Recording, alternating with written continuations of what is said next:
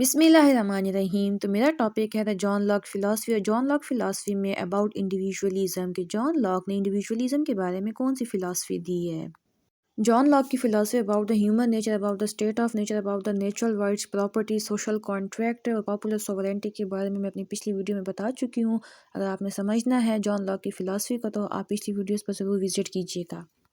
तो सबसे पहले आ जाता है इंडिविजुअलिज़म को। अगर आप इस स्लाइड को रीड करें तो आपको समझ आ जाएगी। और बाकी स्लाइड में ये कहा जा रहा है कि जो लॉक्स की फ़िलासफ़ी है उसने बहुत ज़्यादा इम्फसाइज़ किया इंडिविजुअल पर, मतलब कि इंडिविजुअल को ज़्यादा प्रायोरिटी दी है ओवर द स्टेट और सोसाइटी।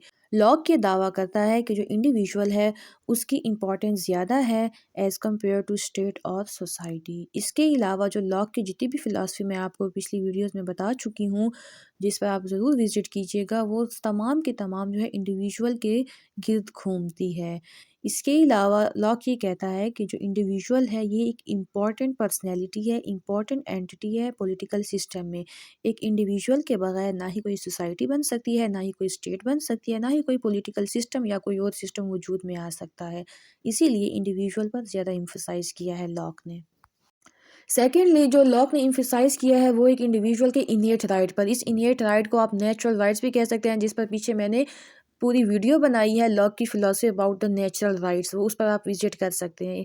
तो इसमें जो लॉक है वो ये कह रहा है कि इंडिविजुअल के जो इनेट राइट्स हैं, जो कि लाइफ है, प्रॉपर्टी है और लिबर्टी है, उसको किसी किस्म की वायलेशन नहीं हो सकती। और इन्हीं राइट्स को प्रोटेक्ट करने के लिए ही थर्ड पार्टी वजूद में लाई गई और इन्हीं राइट के लिए ही एक स्टेट वजूद में आई है। तो इसीलिए जो लॉक है वो बहुत ज़्यादा एम्फसाइज़ करता है इंडिविजुअल के इन नेचुरल राइट्स पर। अब आ जाता है रोल ऑफ द स्टेट। इसमें ये कहा जा रहा है कि जो स्टेट है, लॉक ये कह रहा है कि जो स्टेट है वो इसीलिए वजूद में आई है कि वो एक इंडिविजुअल के नेचुरल राइट्स, जो इनेट राइट्स हैं, जो लाइफ, लिबर्टी, प्रॉपर्टी है, उनको प्रोटेक्ट कर सके, ना कि अपने मुफाद के लिए या अपने फ़ायदे के लिए स्टेट वजूद में आई है। जो स्टेट है ये एक ट्रस्टी है लोगों की, जो कि लोगों ने आपस में कंसेंट करके मिलकर जो है अपनी फ्रीडम को, अपनी सोवरेनिटी को कुछ कॉम्प्रोमाइज़ करके थर्ड पार्टी को दिया ताकि उनके नेचुरल राइट्स को प्रोटेक्ट किया जा सके। तो ये एक स्टेट का रोल है। कंडीशनल अथॉरिटी, अब इसमें ये कंडीशनल अथॉरिटी जो है ये स्टेट को दी गई है, मतलब कि जो स्टेट है उसको एक टर्म्स या कंडीशंस बताए गए हैं कि आपने जो है एक इंडिविजुअल की जो नेचुरल राइट्स हैं, एक इंडिविजुअल की रिस्पेक्ट करनी है और आपको इन राइट्स को प्रोटेक्ट करना है। मतलब कि एक स्टेट जो वजूद में आई है वो भी एक इंडिविजुअल के फ़ायदे के लिए। तो यहाँ पर भी इंडिविजुअल पर एम्फसाइज़ किया गया है कि स्टेट को कंडीशनल अथॉरिटी दी गई है। अब इसमें ये कहा जा रहा है सोवरेनिटी ऑफ द इंडिविजुअल, मतलब कि जो लॉक की फ़िलासफ़ी है या लॉक है वो ये कहता है कि जो सोवरेन पावर है वो इंडिविजुअल के पास होगी, ना कि स्टेट के पास। इसकी मिसाल ऐसे है कि जैसे मैंने आपको अपनी पिछली वीडियो में बताया कि जो गवर्नमेंट है वो बनेगी by the consent of govern, मतलब कि लोगों के कंसेंट से ही गवर्नमेंट बनेगी।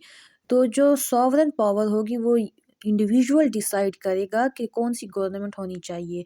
और आपको ये भी बताया कि अगर गवर्नमेंट जो है वो इनएफिशिएंट है, मतलब कि इनइफेक्टिव है, अपने जो इंटरेस्ट है उसको प्रमोट करती है, तो लोगों के पास ये राइट है कि वो रेवोल्यूशन कर सकते हैं, रिवोल्ट कर सकते हैं और जो इनइफेक्टिव गवर्नमेंट है उसको ख़त्म कर सकते हैं। इसी तरह लॉक ये कहता है कि जो पॉलिटिकल सिस्टम है या पॉलिटिकल अथॉरिटी है, उसका जो सेंटर है, उसका जो सेंट्रल सॉवरन है वो इंडिविजुअल है। मतलब कि एक इंडिविजुअल ही डिसाइड करेगा एक पॉलिटिकल सिस्टम को, गवर्नमेंट को, कि कौन सी होनी चाहिए, कौन सी नहीं होनी चाहिए।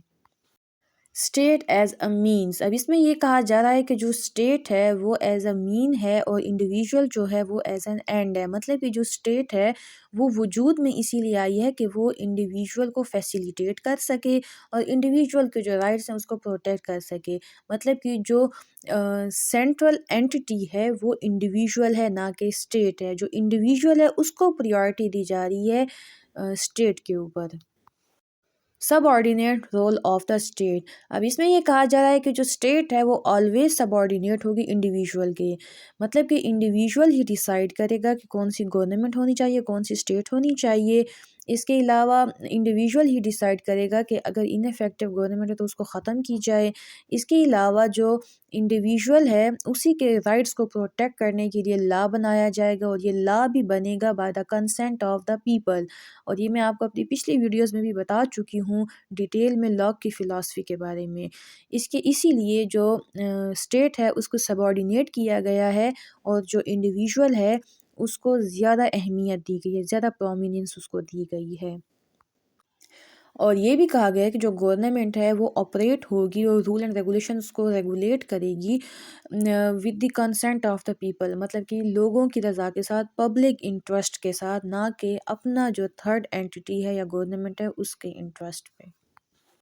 کنٹراسٹ ود ہوبس، اب اس میں جو لاک ہے اس کی فلاسفی جو ہے وہ کنٹراسٹ ہے ہوبس کے، مطلب کہ ہوبس کے بارے میں بھی میں اپنی پچھلے ویڈیوز میں لیکچر دے چکی ہوں، تو آپ وہاں پر بھی وزٹ کر سکتے ہیں۔ اب ہوبس یہ کہتا ہے کہ جو انسان ہے وہ اسٹیٹ آف نیچر میں کیاس اسٹیٹ میں تھا، اس کے بعد جو اسٹیٹ ہے اس نے انسان کو پروٹیکٹ کیا، اسی لیے جو ہوبس ہے وہ اسٹیٹ کو زیادہ اہمیت دیتا ہے کہ اسٹیٹ کی وجہ سے ہی ایک سوسائٹی میں سیکیورٹی آئی ہے اور پروٹیکشن آئی ہے، ورنہ اس سے پہلے جتنے بھی حالات تھے وہ کیاس اسٹیٹ میں تھے اور کنفلکٹس تھے۔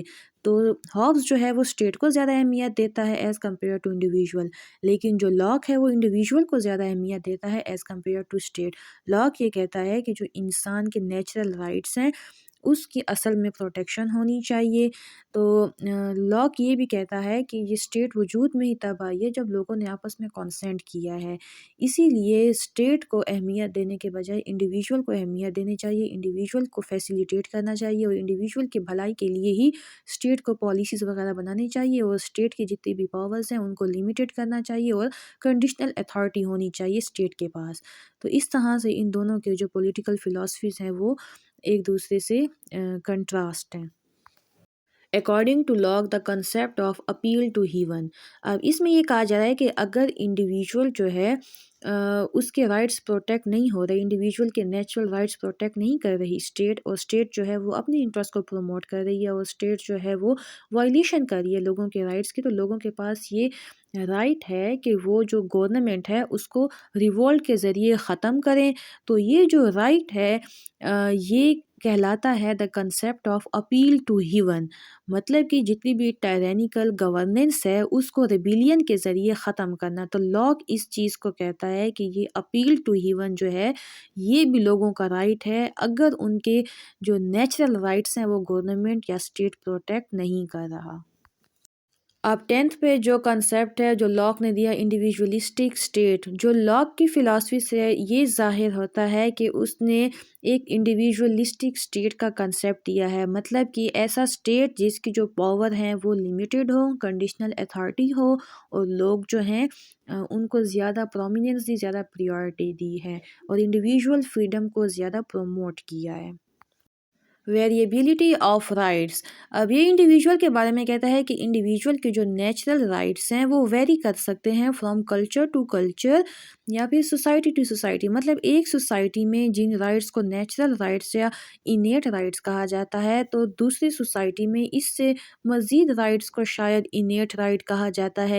مطلب کہ اگر ایک سوسائٹی میں صرف لائف، لبرٹی اور پراپرٹی کو نیچرل رائٹ سمجھا جاتا ہے، تو ہو سکتا ہے کہ دوسری سوسائٹی میں یا دوسرے کلچر میں لائف، لبرٹی، پراپرٹی، ایجوکیشن کو بھی نیچرل رائٹ سمجھا جاتا ہو، یا ہو سکتا ہے ایک سوسائٹی میں پراپرٹی کو نیچرل رائٹ سمجھا جاتا ہے تو دوسری سوسائٹی میں یا دوسرے کلچرز میں پراپرٹی کو نیچرل رائٹ نہ سمجھا جاتا ہو۔ تو اس طرح جو نیچرل رائٹس ہیں ایک انسان کے وہ ویری کرتے ہیں فرام کلچر ٹو کلچر، اسی کو کہتے ہیں ویریبلٹی آف رائٹ۔ مطلب کہ لاک کہتا ہے کہ جو نیچرل رائٹس ہیں وہ ایبسلیوٹ نہیں ہیں، وہ مطلب کہ ایبسلیوٹ نہیں ہیں، وہ ویری کرتے ہیں from culture to culture. Absolute تب ہوتے جب ہر سوسائٹی میں، ہر کلچر میں جو نیچرل رائٹس ہیں وہ سیم ہوتے۔ تو اب آ جاتے ہیں the Locke's philosophy about the majority rule. اب لاک کہتا ہے کہ جس طرح سوشل کانٹریکٹ ہوا تو سوشل کانٹریکٹ کے لیے ہر انڈیویژول کا کنسنٹ جو تھا وہ لازمی تھا، مطلب کہ سوشل کانٹریکٹ کرتے وقت یونینیمیٹی جو تھی وہ لازمی تھی۔ اس کے بعد کہتا ہے لاک کہ اگر ایک دفعہ سوشل کانٹریکٹ ہو گیا، اسٹیٹ وجود میں آ گئی، اس کے بعد اس اسٹیٹ میں وہی فیصلہ ہوگا، وہی پالیسی بنے گی جو کہ میجورٹی کہتے ہیں، جو کہ میجورٹی لوگوں کا فیصلہ ہے۔ جتنے بھی سبسیکوینٹ ایکشنز ہیں، جتنی بھی پالیسیز ہیں جو اسٹیٹ میں بنائی جائیں گی، وہ on the basis of the majority decision بنائی جائے گی، نہ کہ مائنورٹی۔ اب لاک نے اپنی فلاسفی میں کامن اور یونینیمس کنسینٹ کے بارے میں ڈفرینس بتایا ہے، ڈسٹنگوش کیا ہے دونوں کو۔ لاک کے مطابق جو یونینیمس کنسینٹ ہے وہ ایسا کنسینٹ ہے جیسے ایک کمیونٹی میں ہر انڈیویژول جو ہے راضی ہو، ہر انڈیویژول کی رضا شامل ہو، اس کو کہتے ہیں یونینیمس کنسینٹ۔ اور لاک کے مطابق یہ یونینیمس کنسنٹ جو ہے یہ ایک لارج اور بڑی سوسائٹیز میں، بڑی کمیونٹیز میں بہت مشکل ہے اور کافی ریئر ہے۔ اسی طرح آن دی ادر ہینڈ اگر دیکھا جائے کامن کنسینٹ، تو اس کامن کنسینٹ کو جو لاک ہے وہ کہتے ہیں میجورٹی کنسینٹ، مطلب کہ ایک کمیونٹی میں جو میجورٹی کا جو کنسینٹ ہوتا ہے اسی کو کامن کنسینٹ کہتے ہیں۔ اس میں ہر انڈیویژول جو ہے اس کی رضا ضروری نہیں ہوتی، کچھ مائنورٹی میں بھی ہوتے ہیں، لیکن کامن کنسینٹ اس کو کہتے ہیں جو کہ میجورٹی ہوتی ہے ایک کمیونٹی میں۔ اب اس میں لاک یہ کہتا ہے کہ ایک کمیونٹی کو یا ایک اسٹیٹ کو، سوسائٹی کو اگر آپ اسٹیبل طریقے سے آپریٹ کرنا چاہتے ہیں تو یہ ضروری ہے کہ آپ کو جو کلیکٹیو لوگ ہوتے ہیں یا میجورٹی کا کنسنٹ ہے اس پر عمل کیا جائے۔ میجورٹی کے کنسنٹ کو آپ کلیکٹیو ایکشن بھی کہہ سکتے ہیں۔ اسی طرح جو تھرڈ باڈی ہے جو کہ گورنمنٹ ہے، وہ ایک اسٹرانگ فورس کے انڈر آپریٹ کرتی ہے، ایک اسٹرانگ فورس کو جو ہے اس کے اوپر ہے، جس کو کہتے ہیں میجورٹی کنسنٹ۔ جو میجورٹی کا اوپینین ہوتا ہے گورنمنٹ ویسے ہی ایکٹ کرے گا اور اسی کی طرح گورنمنٹ کو پالیسیز وغیرہ بنانی ہوگی۔ تو یہ میجورٹی اوپینین جو ہے ایک فورس ہے جس کے انڈر جو ہے گورنمنٹ ورک کرتا ہے۔ Acceptance of the majority rule, اب اس پوائنٹ میں جو ہے دو اینٹیٹیز کو مخاطب کیا جا رہا ہے کہ آپ کو میجورٹی کا اوپینین ماننا ہوگا۔ ایک پولیٹیکل سوسائٹی کے لیے گورنمنٹ کو ضروری ہے کہ وہ ایک میجورٹی کے اوپینین پر ہی اپنا ڈیسیشن کرے گا اور پالیسیز وغیرہ بنائے گا۔ اس کے علاوہ ایک پولیٹیکل سوسائٹی کے لیے، اسٹیبل سوسائٹی کے لیے ایک مائنورٹیز کو، مطلب کہ مائنورٹیز کو یہ ضروری ہے کہ وہ میجورٹی کی اوپینین کو مانیں گے۔ میجورٹی کا اوپینین تب مانا جائے گا جب وہ دوبارہ اسٹیٹ آف نیچر کی طرف ریٹرن ہو جائیں۔ اگر وہ اسٹیٹ میں رہتے ہیں، ایک سوسائٹی میں رہتے ہیں، تب جو ہے وہ میجورٹی کے اوپینین کو ہی اوبے کریں گے اور وہ میجورٹی کے اوپینین پر ہی ڈیسیشن بنائیں گے، لا وغیرہ جو اتنے بھی رول اینڈ ریگولیشن ہوں گے۔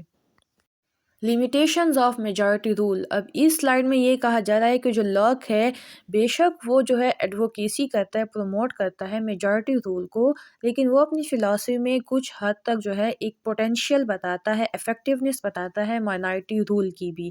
جیسے کہ اگر ہسٹوریکل اگزامپل میں دیکھا جائے تو ایک گروپ آف ایرسٹوکریسی تھا، ایرسٹوکریٹس کا ایک گروپ تھا جنہوں نے گورننس سنبھالی ہوئی تھی اگر ہسٹری میں دیکھا جائے۔ تو اسی طرح لاک جو کہتا ہے کہ کبھی کبھی جو مائنورٹی کی لیڈرشپ ہوتی ہے وہ بھی ایک پولیٹیکل سوسائٹی بنا سکتی ہے، لیکن اگر مائنورٹی کے لیڈرشپ کے اگر ڈیمیرٹس دیکھے جائیں تو ہو سکتا ہے کہ یہ ایک مائنورٹی رول اپنے سیلف انٹرسٹ کو پروموٹ کرنے کے لیے جتنی بھی یہ پبلک ہیں ان کے رائٹس کو وائلیٹ کرے۔ تو یہ ایک ڈیمیرٹ ہو سکتا ہے کہ اگر جو یہ مائنورٹی ایرسٹوکریٹ کلاس ہے، مائنورٹی کلاس ہے، یہ اپنے سیلف انٹرسٹ کو پروموٹ کرے، تو یہ ایک ڈیمیرٹ ہے مائنورٹی لیڈرشپ کا۔ تو سمپلی یہ تھا میرا ٹاپک۔ اس کے علاوہ ویڈیو کو لائک کر دیجیے گا، شیئر کر دیجیے گا، چینل کو سبسکرائب کر دیجیے گا۔ بہت شکریہ، اللہ حافظ۔